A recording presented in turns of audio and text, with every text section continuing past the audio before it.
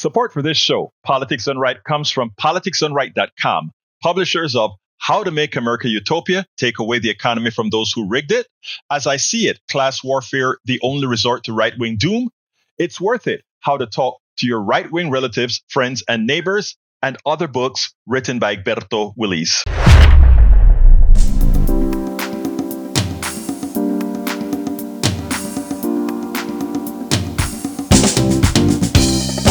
Welcome to Politics Done Right. I am your host, Egberto Willies. This is a progressive program that will take the mystery out of politics. This is the program that will encourage you to make sure government becomes we the people. Whether you are liberal, progressive, conservative, or otherwise, you get to air your point of view. We are an independent media outlet that, unlike mainstream media beholden to corporations, we only owe allegiance to you. Remember, you can also send me a tweet at EGBERTOWILLIES. That is at Egberto Willies. Let us engage. It is Politics Done Right. Welcome to Politics Done Right. My name is Egberto Willies. Good morning, Houston. Good morning, Harris County. Good morning to the great state of Texas. Good morning to Northeast Texas, Southeast Texas, Northwest Louisiana, Southwest Louisiana, and every nook and cranny that receives KPFT's 100,000 watt transmitted signal. You know, those little boxes, those magical boxes called radios for those who still use it. And by the way, good morning to the entire world who receives our program through the magic of the internet. Like I say every time, created by you and me, not the billionaires, created by ARPANET, investments by the taxpayers in a government run of and by the people to actually do something. For a long time, we have learned to demean ourselves when we say government is no good.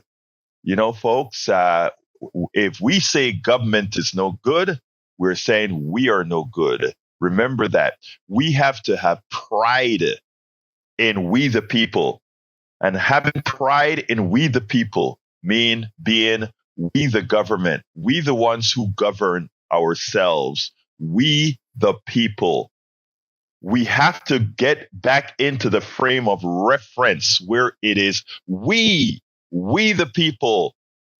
I want you to think anytime you're talking about, government is no good, and you cede power to all the corporations, when you cede power everywhere else, what you've done is you've said we are not worthy. Just a select few are. I don't believe that, and I know you don't. But anyway, before we get into the program, we must get to the geniuses in the studio that really are the ones, and I don't say this as hyperbole, folks. Making things happen in a studio requires a lot of folk, or a small amount of folk who are doing a hell of a lot of work. And that's exactly what's happening on Caroline, at the transmitter, etc. Without further ado, El Señor Howard Reynolds and Jack Van Bibba. Well, I have returned here. I was saluting my radio as you were going through your oratory there. I had to look up what hyperbole meant because I didn't know what it meant. Like, okay, they keep using this word. Maybe I'm an idiot here. And some of the listeners would agree that, Howard's a dumb person. I don't think so. But I did look it up and it's like, oh, okay. That is just mild for what the Orange Man says. And we've already got a caller calling in here, so let me go grab that caller. Jack, what you got, man? Well, I had fun this morning. I came in here, and I came in and got the trash and got outside and left my keys inside, so I was locked out of KPFT for a little while until Howard came and rescued me. So no, I don't got nothing, but I tell you what, I'll do oligarch's pledge again. Let's hear the oligarch's pledge, brother. Let's do it. It's a fitting. Yeah, it is fitting. You know, I rewrote the Pledge of Allegiance for the oligarchs, their point of view of things. So here it goes.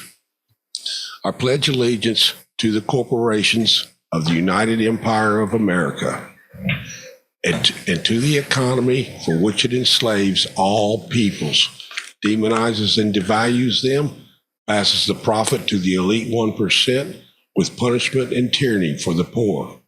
Slackers. Well, I just stood up and saluted something else. I saluted my toilet, Jack, because that's just exactly what it is. It works. See, it works. Hey, you know, Tag is already on the line this morning from Michigan. So Tag is he just called in and said, "Hey, we're going to get in early because it's been hard to do because everybody's been calling you." Yeah, the phones have been great. Well, Tag, let me tell you, I want to cover a local story first. Then I'm going to jump to you. And then I want to cover a national story. And so before I tag you, Tag, hey, I like that. Before I tag you, Tag, I am going to go with this local story that's very important. Harris County's Guaranteed Income Program, also known as Uplift Harris, is in danger. And, yesterday we spoke about basic income. I don't remember in what context we spoke about it. But, it's about giving people a helping hand, not a handout, but I repeat, a helping hand. I want you guys to understand something. Yesterday, I spoke about you go into the ghettos, the barrios, anywhere, Appalachia, no matter what, where the working classes are. And you find people at these bus stops in the mornings getting up. When you get up in the morning and you go and into the coffee shop line, whether it's be Dunkin' Donuts, Starbucks, wherever you get your coffee and donut, whenever you go to get your bagel, early in the mornings you go into your grocery stores. As you're driving to work at those little strip marts, you see a tired woman or man with crocodiles. That's what my daughter used to call when your eyes all fuzzy in the morning, with crocodiles in your eyes, and people, they're going to work. America, the people are hard working people. And a lot of times the corporations, that notion that you hear on TV all of the times about the loafer, about that person that's living on the dole, they would have you believe that is just, these people just want to exist with somebody else paying the bill for them. That could not be further from the truth. That's what they want you to believe because they don't want to pay taxes or they don't want to pay a living wage. Right? So let me tell you, we have been given a bill of goods that have been false for a long time, and we have a media that pushes it, etc. But here it is. There's a pilot program. Well, let me read the blog that I wrote last night. And it goes as follows. The title is Harris County's Guaranteed Income Program, Uplift Harris, is in danger. And for those who want to take an action, I've always said, government is you. You are the ones who determine if government is going to work correctly or not. You are the ones who are going to determine if we the people will really be we the people. You are the one who's going to determine if we are going to allow the benevolency of who we can be. Last April, Harris County passed a historic guaranteed income program, one of more than 60 pilot programs across the country. Uplift Harris allotted more than $20.5 million in American Rescue Plan funds to assist 1,600 of the lowest income families in Harris County. Unfortunately, our corrupt Attorney General, Ken Paxton, could not keep his greedy hands off of poor people money. To score points in his political vendetta against Harris County, Paxton sued to stop the program receiving a temporary injunction from our heavily based Texas State Supreme Court just a few weeks after the program was passed. Now, Harris County's public health department has redesigned Uplift Harris to overcome the roadblocks imposed by the Attorney General's frivolous lawsuit.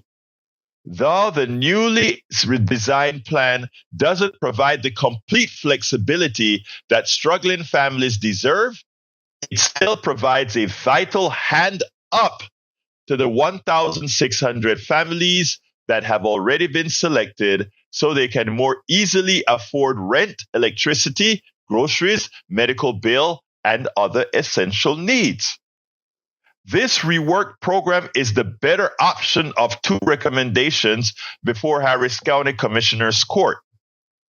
A second program can for selecting entirely new families, which could leave those originally selected in the cold and perhaps even jeopardize the program altogether by sending the process back through a cumbersome RFP.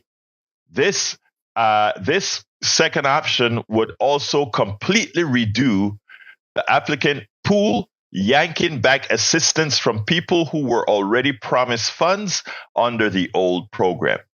The fact is that only by tailoring the program to include the original families can we save guaranteed income here in Harris County. Guaranteed income programs work. As I have said in the past, guaranteed income programs work. They are an effective method of fighting poverty, especially in a county like Harris, where working class folks must deal with one disaster after another. It is hard enough to make ends meet when roads, schools, businesses, and other institutions that allow people to live and work get shut down from the likes of Hurricane Beryl or random derechos. The least we can do is follow through on assistance. So we should take action. Remember, we the people, we can take action. The best way to save Uplift Harris and support guaranteed income here at home is to contact your county commissioners and the county judge and tell them to approve a plan that would give the originally selected families a fair shot by supporting Harris Health's plans to revamp the program. You can make a difference on the Tuesday, August 6th. That's today. Harris County Commissioners vote by sending email and leaving a message now to contact info and tell them. I mean, you can say, hello, I need you to pass this bill that help people. Let's show government works. Let's show that government can really help working people that don't make a living wage, but go out there and work every day. We have a county judge and we have 4 commissioners. They are County Judge Lina Hidalgo, Commissioner Rodney Ellis, Commissioner Adrian Garcia, Commissioner Tom Ramsey, and Commissioner Leslie Briones. Let me tell you something, guys. The mission of KPFT and other nonprofits is to educate and to have folks do what is necessary to continue the education of our people. So you give Lina Hidalgo a call at 713-274-7000. You should also call Commissioner Ellis, 713-274-1000. You should also call Commissioner Adrian Garcia, 713-274-2222. You should also call Commissioner Tom Ramsey, 713-274-3000.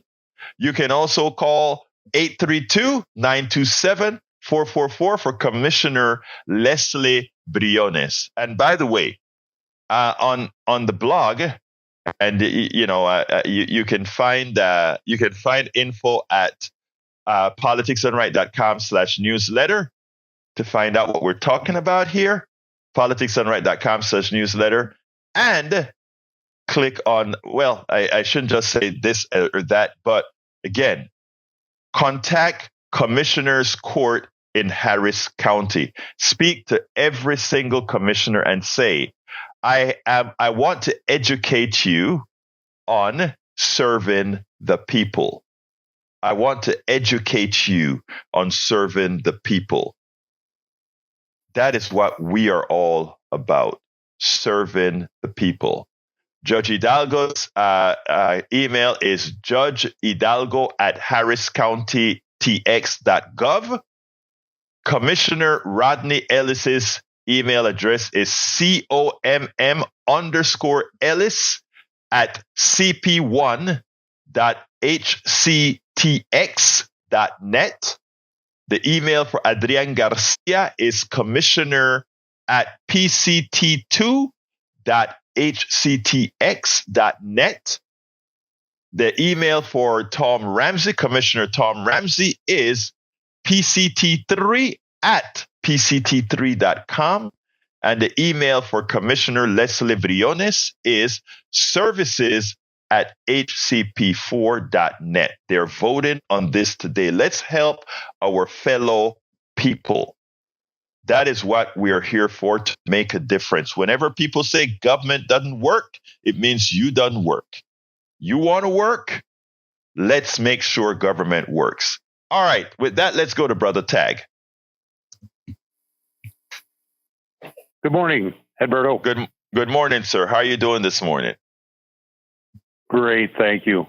The Uplift Harris County is the typical liberal type of plan that a lot of conservative voters just are not interested in seeing happen, because they feel that the poor people are getting something that they don't. They say that the hardworking conservatives are getting ripped off when they give out free money. And that's, you've heard that before, I'm sure. Yes. Yes. And that's why they just don't want to see it, because they feel that they're being left out. They work hard, pay their taxes, their tax money is given to some guy under the freeway. It's like, well, that's why these liberal policies are not very popular. And I'm hearing conservatives or Republican voters saying now they don't want to vote for Trump, but they can't take another 4 years of liberal policies. And my question to these conservatives, and maybe someone will call in and help me understand this: do they want a government that operates like our House of Representatives? Do they want President Marjorie Taylor Greene or President Matt Gaetz? Is that what we're looking for here in our government? I just don't think that our government could survive if we operated like our current House of Representatives. So that's kind of the bend I'm on today. Well, let me tell you, first of all, our conservative right-wing brothers and sisters, they're correct about one thing. They are very much hard-working people too. That's the thing, Tag. All the working class, whether they're conservative or progressive, they're hard-working people. All of them. Okay? Now, here's the other kicker, which I'm going to cover in my other article about Bernie Sanders and a new poll that corroborates everything we speak about, including about most Republicans we speak about. We have to be careful with the narrative and who's telling the narrative. All these liberal programs that you and I speak about are the beneficiaries of these liberal programs skew more towards Republicans.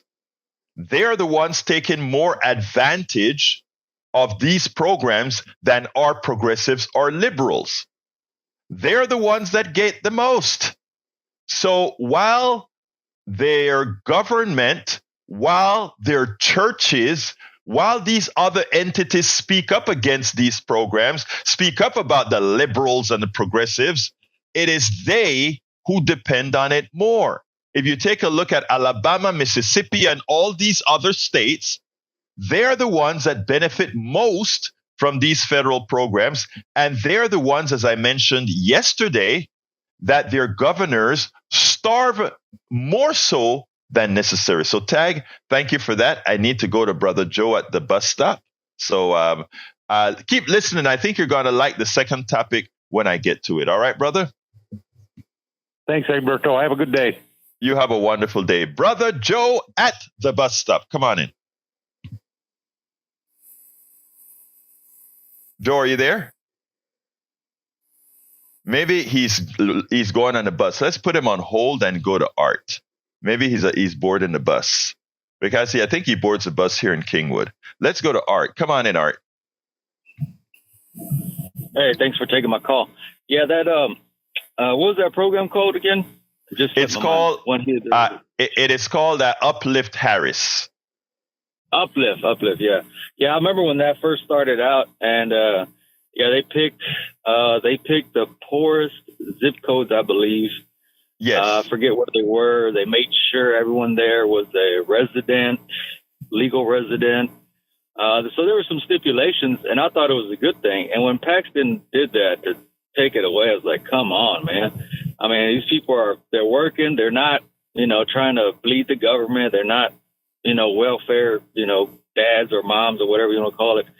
I mean, they just need that little extra boost to get them through the next month. There's 70%, I think I read, or 68% of Americans that are living paycheck to paycheck. Yeah, I mean, and you know what? It went down. Area. All right, let me interrupt you a second here, because I'm glad you mentioned that. The amount of people that are living paycheck to paycheck, it was, I think, 78%. It has, under Biden, it dropped 10 points to 68%. Wow.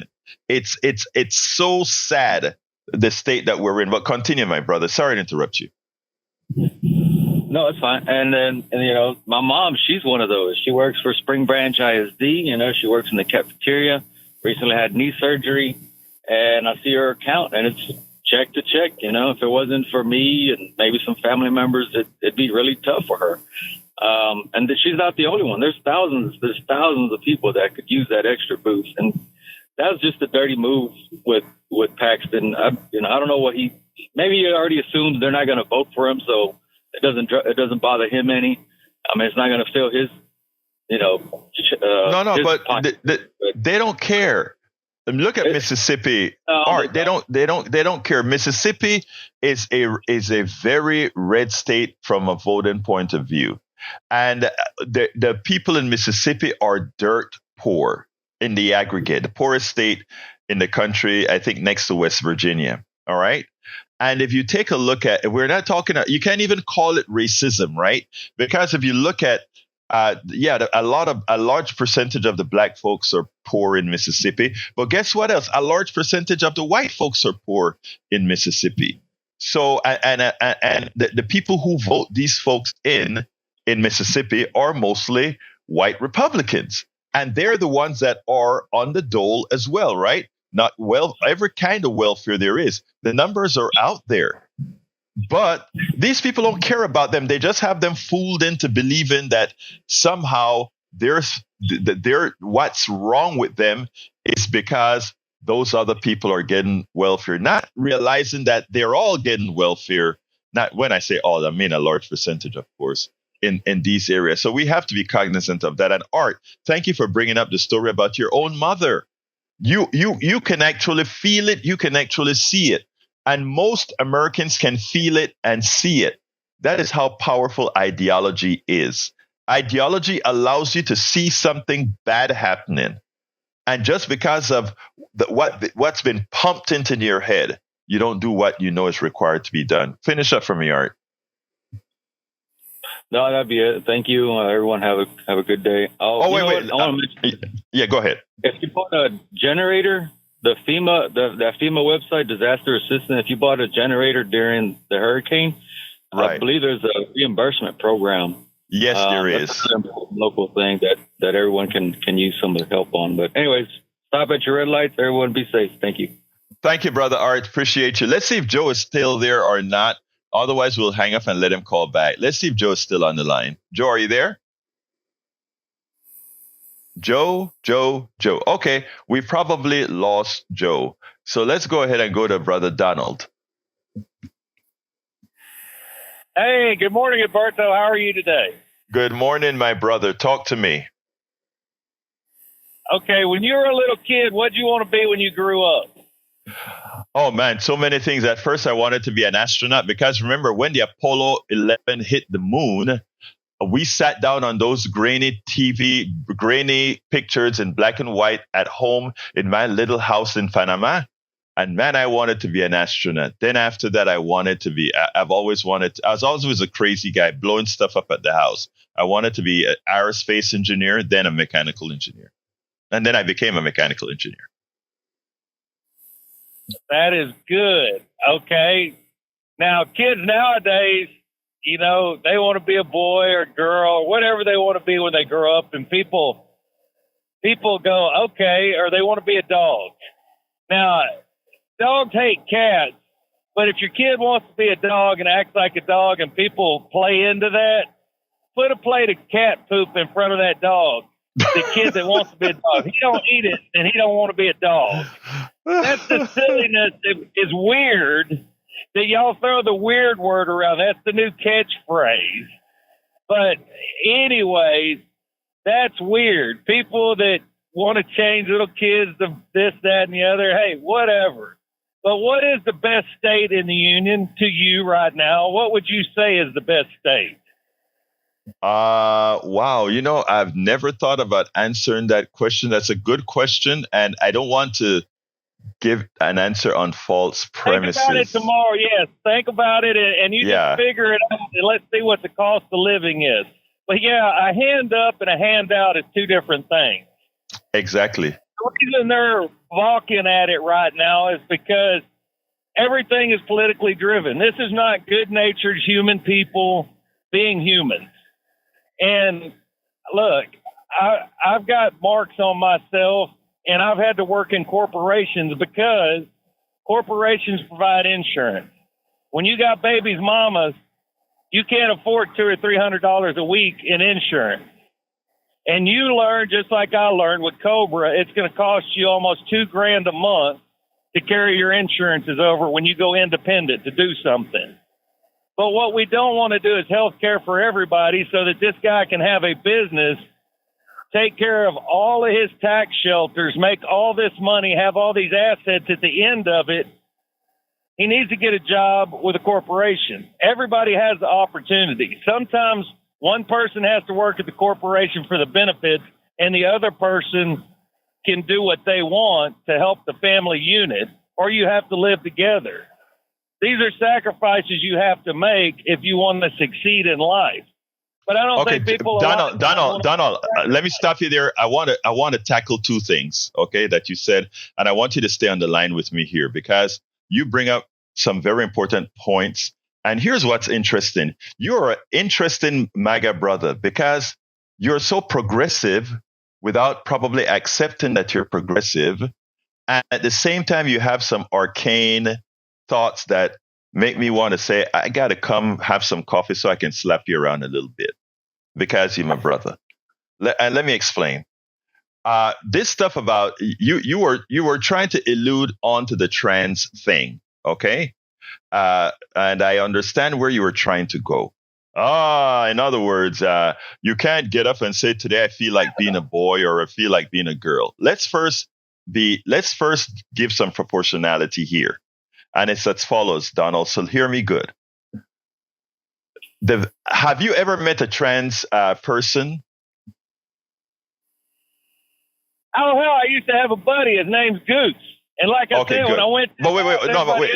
Hey, brother. Hey, Donald. I just needed to answer me yes or no, brother. Come on. I'm trying to make a point here. Okay. All right. Hear me out. You met, in your life, you've met one trans guy. More than that, but go ahead. No, just give me a number. probably 10. All right, good. Homosexuals too. I mean, they don't bother me. Okay, no, that's fine. Donald, could you please, Donald, my brother, could you be quiet? Let me answer. Let me do this interrogate. Thank you, sir. All right, look, Donald, you probably met 10 trans in your entire life, and you've met thousands of people in your entire life.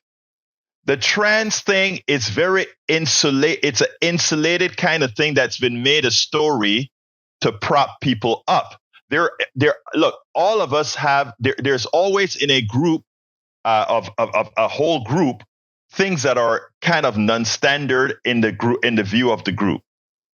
When you elevate that to make that, to split people on, that is what has been very effective on the right. The trans issue in school, you have hundreds of schools in Harris County where there's not one kid that is trans or one kid that is gay or one kid that is something else.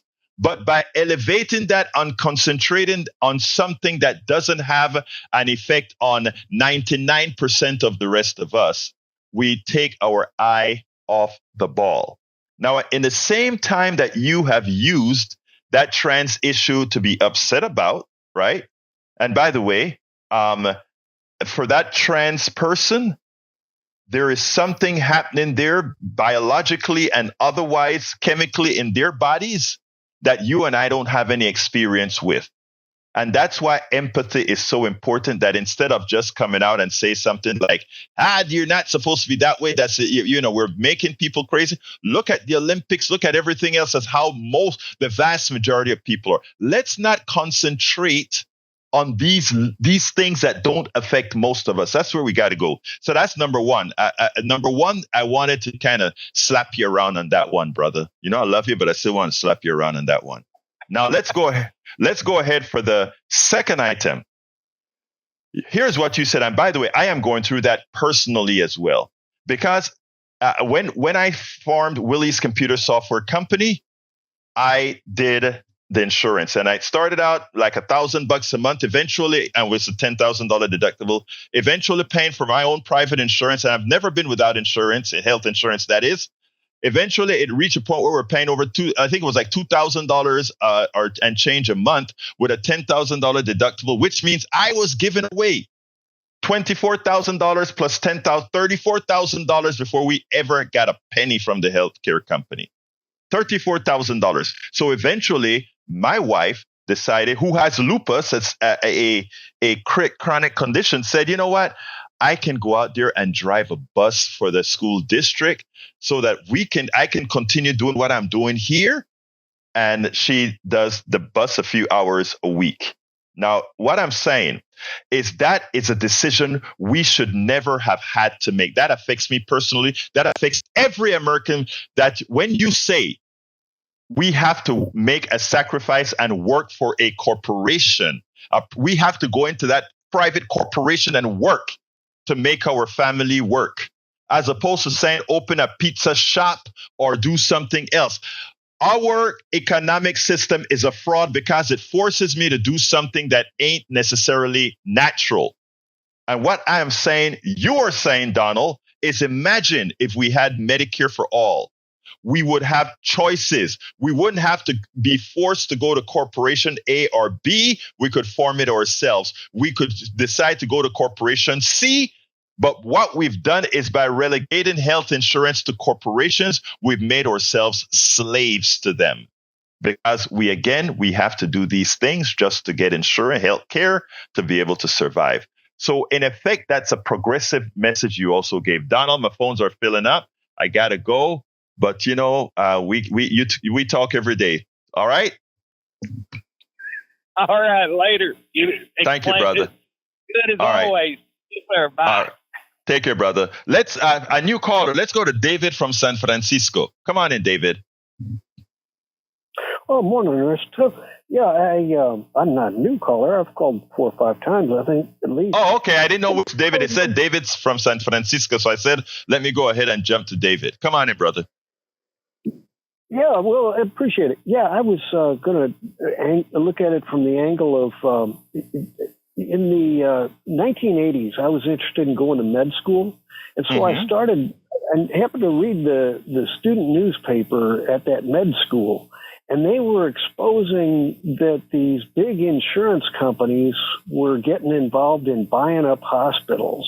And so that medical care, and they were tricking the med schools into admitting doctors that were interested in money as opposed to interested in healing. Do you, as a med school, look for actual, people that have an interest in healing, or do they look for money grubbers? And so the scandal had to do with the med schools looking for money grubbers. And so like a whole generation or multiple generations of doctors were run through med schools along those lines. And as it went, they planned ahead so that they were looking to admit fewer doctors so that they could make more supply and demand. And the doctors could be, they basically put doctors on an assembly line and then created a workload for them because there are fewer doctors and most of them are money grubbers. They'll take whatever corporate money hands them out. And so this was an issue 40 years ago when I was interested in going to med school. And it's, I don't know if it's better or worse today, but one of the things they warned about was there are St. Mary's hospitals, right? Well, there was a grubby HMO that was looking to buy as many St. Mary's hospitals as they could have. And at the time the article was written, they had 60 hospitals around the country named St. Mary's. And so they had this like tradition of loyalty, but they were really a money grubbing HMO. And so we need doctors that want to heal, and we need hospitals that are work on the right. Let me jump in here. Thank you very much. First of all, David, my daughter went to med school, finished med school. And by the way, she says the same thing that you said. There are two groups of people going to med school, the ones who are going to med school to make a whole lot of money, and others like her who simply wanted to heal people. Now, she wasn't, while she completed medical school, she had 2 strokes. So, she's going to have to kind of change her career path. But again, we spoke about that, and you are absolutely correct about that.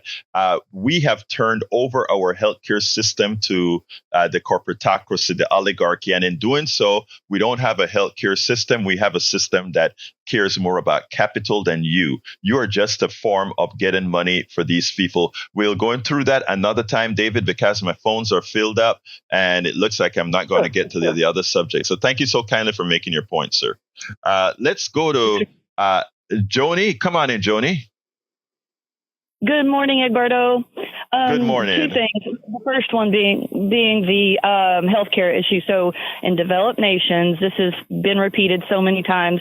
There are many other developed nations who do not attach someone's life, someone's health, to whether or not they have a job. And it's coming from the same people who say they are for life, who would say that your job is why you're worth even having life. So if you fall on hard times, if you lose your job, if you get laid off or whatever, you don't deserve health and life according to their if it's attached philosophy.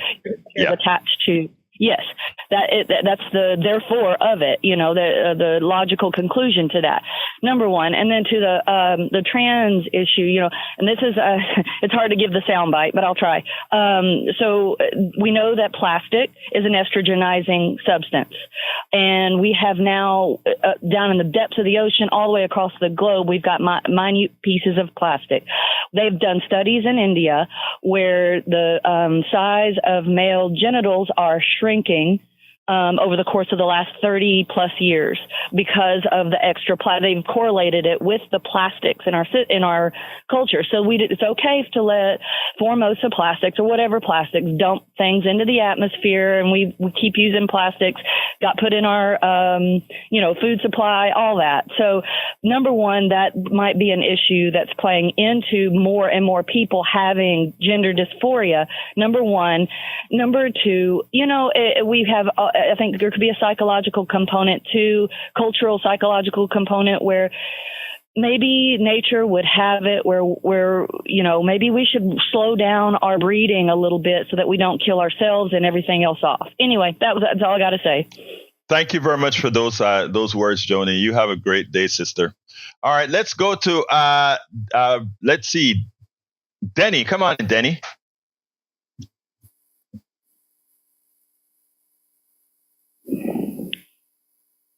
Denny, you're on. Okay, let's go to, let's see, Patrick's been on. Okay, let's go to Patrick. Good morning. How are you? Good morning, my brother. Talk to me. Hey, Donald's typically pretty sharp, but I do want to politely call him out, and I can already know what direction he's going with the low cost of living. That's a very, very, very myopic metric to decide where to live. It's very easy to go on YouTube. People will have slogans like the high cost of low cost of living. People move here and they find out that it's actually more expensive to live because where they ran from because they're paying higher taxes, they were able to jump on a train or they're able to jump on a bus. They don't have to purchase a car. They don't have to spend money on car insurance.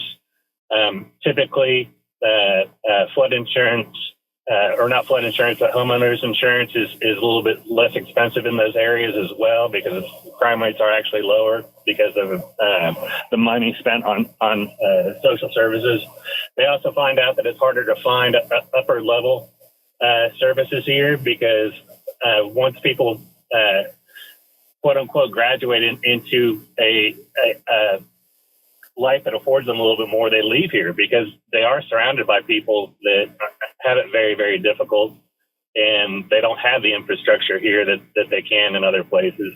So I encourage you to think a little more in depth and even go on YouTube and research some of these people that are leaving. I am.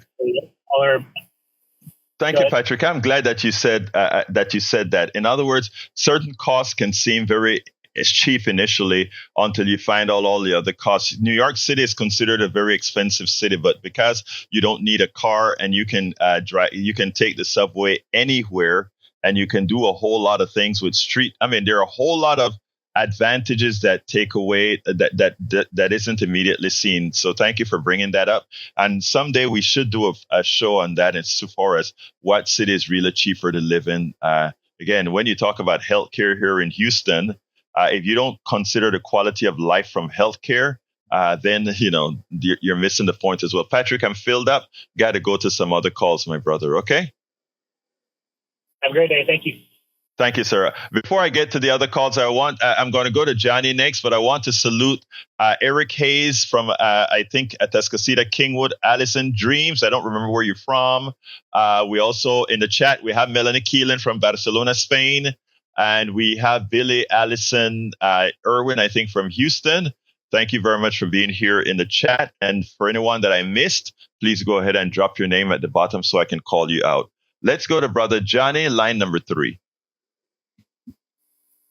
When Brother Ronald McDonald tells you probably 10, that really begs credibility because of the fact that, correct me if I'm wrong, but I think it's 1% or less of our population is estimated by researchers as being trans. So even if you lived in the Castro district in San Francisco, I think you have a hard time finding 10 people that you know who are trans. Wait, hold on, Johnny, hold on. I asked him how many people in his life has been trans. And, we are probably around the same age. It's not unfathomable that he's known 10 trans people. So let's take him at his word. My issue with him wasn't that how many trans he knew, was that, look, these are things that are distractions. That's the message I wanted to give. These are distractions that hurt all of us because we don't concentrate on the issues that we should be, the issues that you bring up every day. So I don't even want to talk all that much about trends on that particular issue. But talk to me, my brother. Well, once again, you have become Karnak, and you are predicting what I was going to lead to. That was part of my point. Exaggeration. And here's on a dovetail argument. He mentioned about kids deciding to be dogs or cats and all. Does he realize the influence of the Second Amendment people on the right, these far right activists who think nothing else matters but Second Amendment rights? That was their response to all these shootings, all these school shootings. So rather than address that and talking about the problems that arise from overproduction of guns and overrepresentation of gun rights, what they do on the far right is deflect away from that problem by saying, look at all these kids in these schools wanting to be cats and dogs. No, they took something, a glimmer of truth, and they created something totally abstract and ridiculous. Where all that happened was these sandbox things.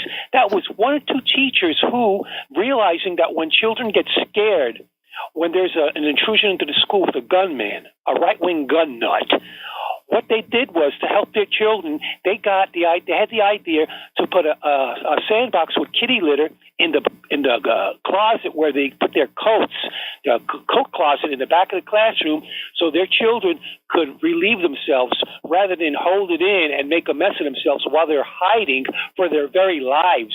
That's what the genesis of all this was. It's not Johnny, kids. and Johnny, you know what the other big thing that you just brought up, and then I'm off to let you go, my brother, but you just brought up such an important thing that the things that materially affect us every day is children having to jump under practice real-time shooter or whatever they call them, active shooter, that they have to do those kind of training, that we have to put them through that kind of trauma in elementary school, in middle school, in high school. That is the issue. That's an issue that's affecting everybody. So actually, thank you for bringing up that Second Amendment thing, because, the trans issue affects very few people, and it shouldn't really affect anybody. But for people who are concerned about it, it's something that they don't encounter often or even frequently. But that gun thing about having active shooter training in every school, that has an impact on people's mind. Johnny, as usual, thank you for bringing up very prescient issues, brother. I would say in closing that to remind folks that this is what happens when we're dealing with people on the far right. They take something that resembles truth to them and they exploit it to their end to take away attention from the real issue. And I gotta stop you for one reason. I gotta stop you from one reason. This is I know. Okay, but I want you to internalize this one here. That is what their leadership do to them. The leadership needs them to execute the farce. So they are executing the farce for the leadership who knows better. And that's what we're living through, the execution of the farce. I'm not blaming Donald. That's what I'm trying to tell you, is that the people, the leaders, the politicians and the right-wing media, they're the ones at fault here. Thank you, Johnny. Like You're right. Thank you, Johnny. Thank you, brother. Peace. All right, let's go to Chris. Come on in, Chris. And I'm going to have to limit to a minute, Chris. Go ahead. Hey, Egberto. Just real quick, wanted to say if you can donate to KPFT, donate, do it, support this radio. And secondly, I was watching TV yesterday and saw a very interesting commercial where Arizona is saying, hey, doctors, you're having trouble practicing in Texas. You don't want to do this. You can't do this. It's, illegal for this, or it's against standards. Come to Arizona where we'll let you do that and we'll let you work and be able to actually practice medicine. Just a funny little thought, talking earlier about how we're losing medical doctors and everything. It's true. You're nailing it, brother. You have nailed it. My daughter said the same thing, that there are people now that what she saw in her last year med school is people are deciding not to practice in places like Texas because exactly for the arcane, backward, troglodytic way that we have now. Thank you, brother. You have a wonderful day. Sir. All right, let's Eric. There is there's not one piece of misinformation that was given on this program today. If you believe that, you write it down there and put your name attached to the misinformation that we've given here, and I'll point it out. Jimmy, come on in, my brother. Jimmy, Jimmy. Good morning, Egberto. Good morning, my good brother. Yeah, there was an article in the Chronicle just this last week about how those programs do little or no good. But I was wondering if you happened to read that. No, I haven't. But guess what I've done? You're talking about the Uplift Harris, etc. Yeah, it's not true. Those are. I think they do some.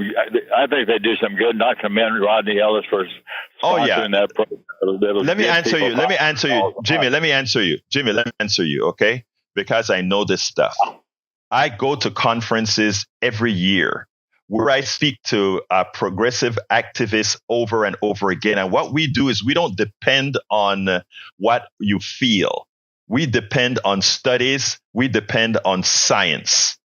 And there are basic income studies of many forms throughout the country. And you'll see me, I think I interviewed a couple of folks. I don't know if I did a basic income interview when I went to not Philadelphia. When I went to, where did I go? For the Netroots conference this year.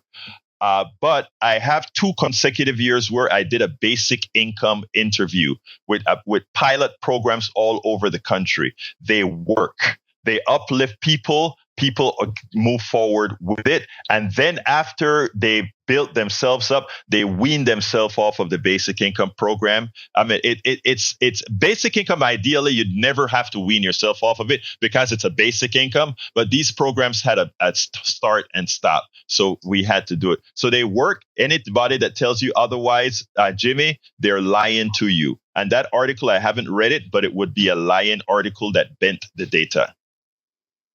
Okay, I have some advice for people who are living paycheck to paycheck. First of all, pay your credit cards off each month in full. Don't pay those monthly payments with all that interest in there. That keeps you broke. Secondly, try to buy cars for cash, starting with used cars. That'll save you money on interest. Plus, you can buy a lot less insurance. You can buy just the liability insurance for your car. That'll save you a ton of money also. So those are 2 things. Thank you. Your credit card. Thank you, Jimmy. Thank you, Jimmy. Appreciate you. Of course, there are a lot of people who don't have that ready cash to do that. So we have to be cognizant of that. Okay, let's go to Destiny real quick. Destiny, I can only get a minute out of you. Hey, can you hear me? Yes, ma'am. Okay, perfect. This is completely off topic, but I just wanted to call and let my voice be heard. I don't know what percentage of your listeners are female, but I've been listening for a couple months and maybe I've missed them, but I don't really hear any girl callers. So I just wanted to say, hey, we're here. First of all, Destiny, love you, girl. Thank you, sister. I ask women to call all the time. And my gut feeling tells me that, we live in a patriarchal society. A guy's probably not the one running and taking care of the kids at 6 a.m, et cetera, et cetera, et cetera.